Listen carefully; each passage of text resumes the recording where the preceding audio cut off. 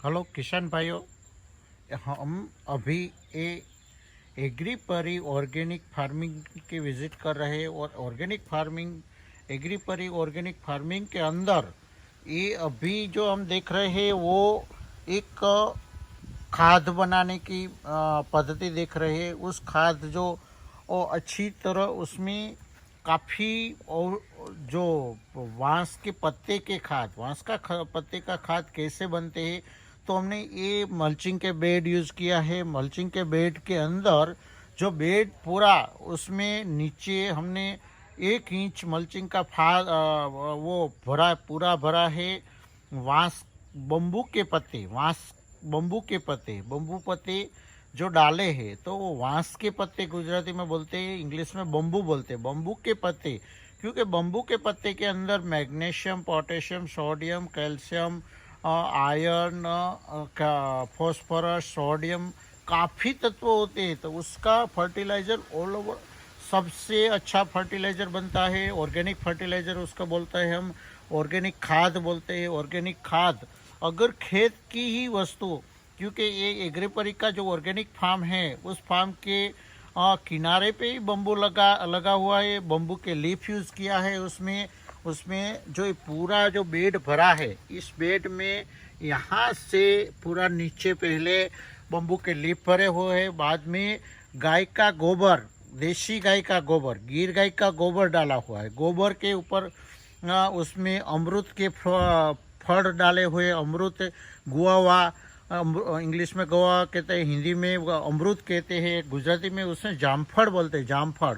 उसके फल जो वो अभी बारिश में निकलते हैं, तो उसमें क्योंकि वो फल डाले हुए, तो उसमें कम से कम इस बेड के अंदर 30 किलो जितना वो फल डाले हुए अमरूद के फल में, क्योंकि अमरूद के फल में sodium, magnesium, iron, calcium, zinc, phosphorus, potash और विटामिन भी काफ़ी रहते हैं। तो वो क्योंकि ज़मीन के अंदर, और ये फर्टिलाइज़र बनता है कि पूर्ण औषधीय फर्टिलाइजर, ऑर्गेनिक फर्टिलाइज़र बनता है। उसके ऊपर हमने इसमें आकड़ा भी डाला है। आकड़ा के साथ करेण, जो करेण और आकड़ा वो छीर वाला बोलता है, फूगनाशक होता है, उसका ये फर्टिलाइज़र पूरा तैयार होता है। इस बेड बनाने के बाद इस बेड को 40 दिन इस तरह रहना देना है। इसके ऊपर अभी जीवामृत डालेंगे ऊपर, तो जीवामृत के कारण अंदर जो अभी 1 वीक हो गया, 1 वीक से पहले ये बेड तैयार किया गया है, अभी 1 वीक के बाद इसमें जीवामृत डालेंगे। जीवामृत के कारण, क्योंकि इसमें जीवामृत के अंदर काफ़ी जो ऑर्गेनिक जंतु होते हैं, वो ऑर्गेनिक जीवाणु होता है, जंतु नहीं जीवाणु होता है, उस जीवाणु से ये पूरा खाद तैयार होता है।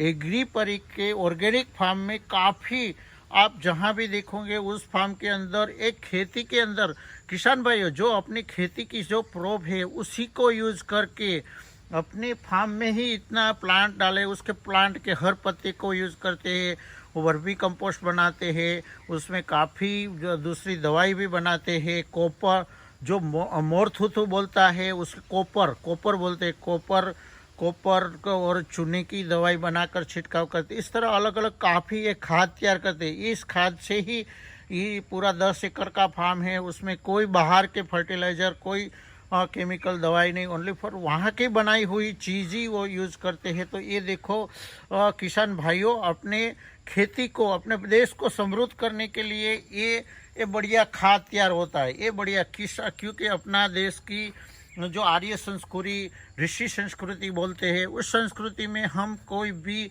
फार्मर पहले के जीवन में कोई भी बाहर की चीज़ नहीं, खेती के अंदर अपने जो पशुपालन करते हैं, वो पशु के गोबर, उसका फर्टिलाइजर खातर बनाते थे, उसी से खेती करते थे। तो वो खेती होती, उसमें वो अनाज तैयार होता है, सब्जी तैयार होता है, वो हेल्थ के लिए भी काफ़ी बेनिफिट था। तो इस तरह का हमने आज एग्रीपरी के ऑर्गेनिक फार्म के अंदर ये बम्बू के पत्ते से, बम्बू पत्ते, अमरूद, आकड़ा, करेंट और गिर गाय का गोबर से फर्टिलाइज़र की प्रोसेस हमने देखी। काफ़ी हम एक्सप्रेसिव हुआ कि इतना बढ़िया एक जो पद्धति है, उससे हमारी भारत, अगर हमारे